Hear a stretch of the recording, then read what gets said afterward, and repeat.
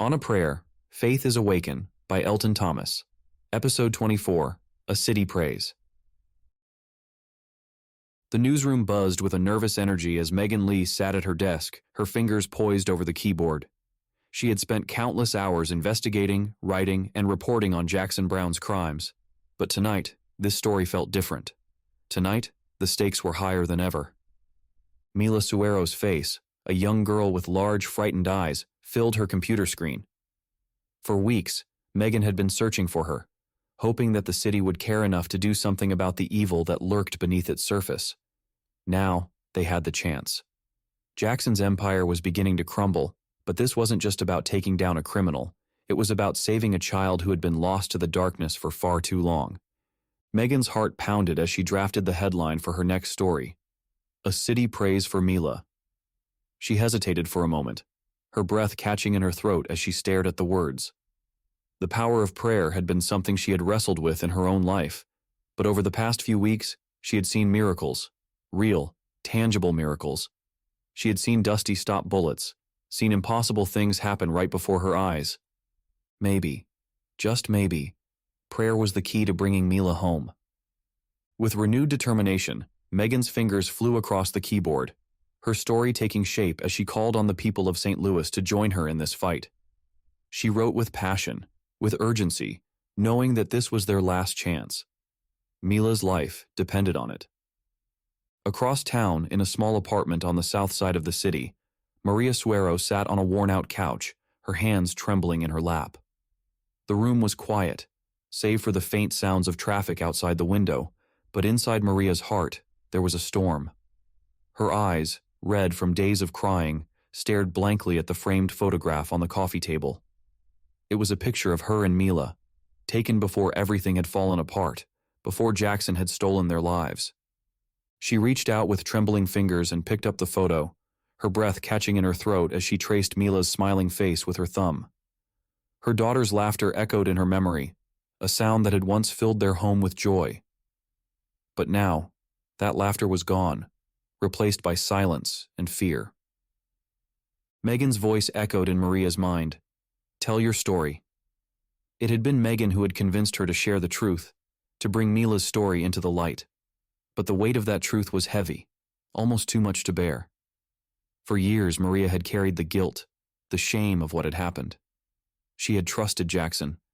She had believed in his lies, and now her daughter was paying the price. A knock at the door broke the silence, and Maria jumped, her heart racing in her chest. She placed the photograph back on the table and wiped at her eyes, trying to compose herself. When she opened the door, Megan stood there, her face serious but kind. "Are you ready?" Megan asked softly, her voice gentle. Maria nodded, though her hands still trembled at her sides. "I have to do this," she whispered, more to herself than to Megan. "For Mila." Megan gave her a reassuring smile and led her to the small setup in the corner of the living room where a camera crew was waiting. They were ready to broadcast Maria's story, to share it with the entire city. Megan had worked tirelessly to bring this moment together, to give Maria a platform to reach the hearts of the people. Maria took a deep breath as she sat down in front of the camera, her hands clasped tightly in her lap. The bright lights felt harsh against her skin, but she didn't flinch. This was her moment. This was the moment she would reclaim her voice, her truth, her daughter. Megan stood just behind the camera, her presence steady and reassuring as she gave Maria a small nod. The red light on the camera blinked on, and Maria began to speak.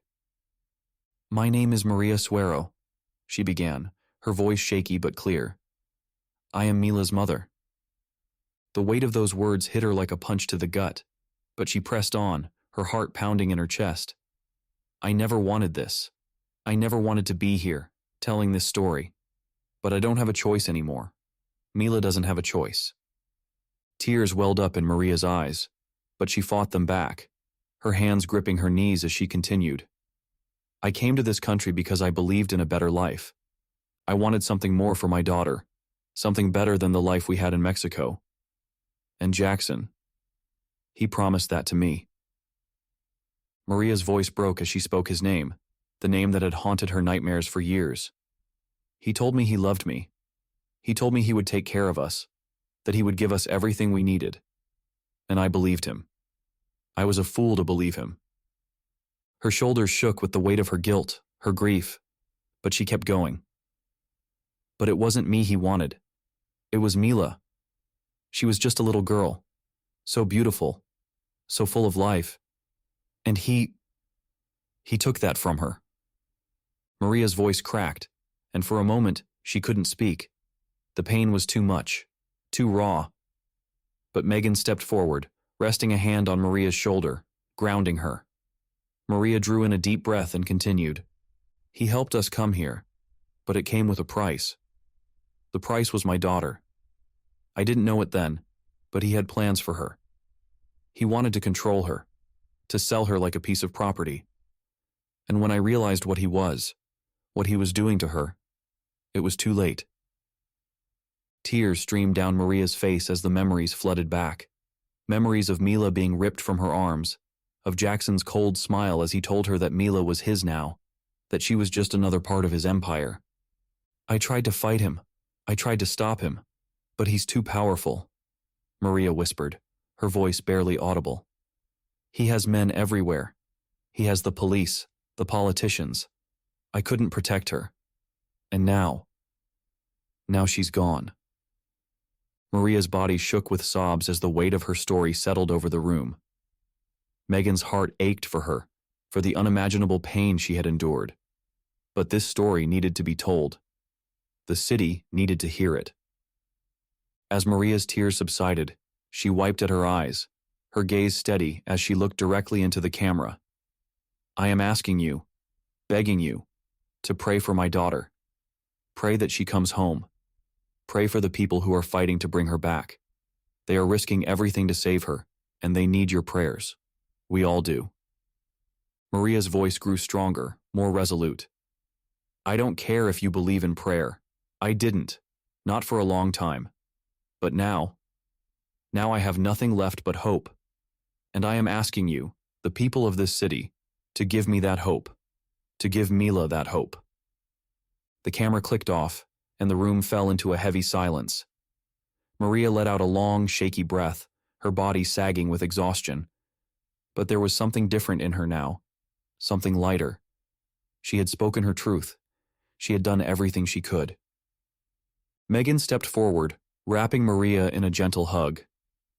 You did it, she whispered. You told your story. Maria nodded, her tears flowing freely now. I just want my daughter back. Later that night, as the broadcast aired across every local news station in St. Louis, the city listened. People sat in their living rooms, in diners, in bars, their eyes glued to the screen as Maria's voice filled their homes. Her story echoed through the city, her plea reaching hearts that had been hardened by years of indifference. And slowly, something began to happen. People began to pray. They prayed in their homes, in their churches, in their workplaces. Strangers stopped in the streets, bowing their heads in silent prayer for a little girl they had never met. The city, once divided by fear and corruption, came together in a way it hadn't in years. It was as if the weight of Jackson's empire had finally lifted, and hope was starting to creep back into the hearts of the people. At First Believers Church, Pastor Ethan knelt at the altar, his hands clasped tightly in prayer.